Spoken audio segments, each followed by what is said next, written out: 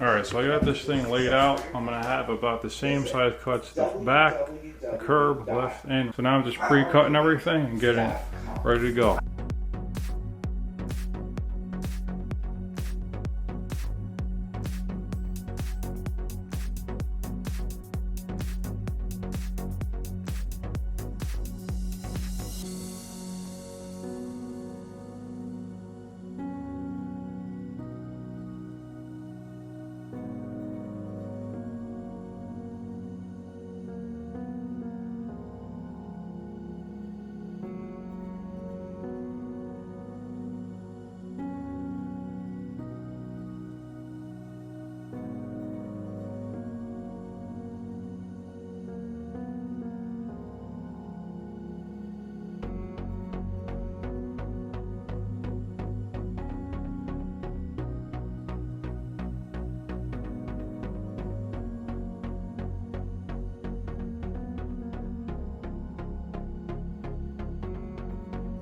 Okay, we got this whole thing pre-cut, ready to go.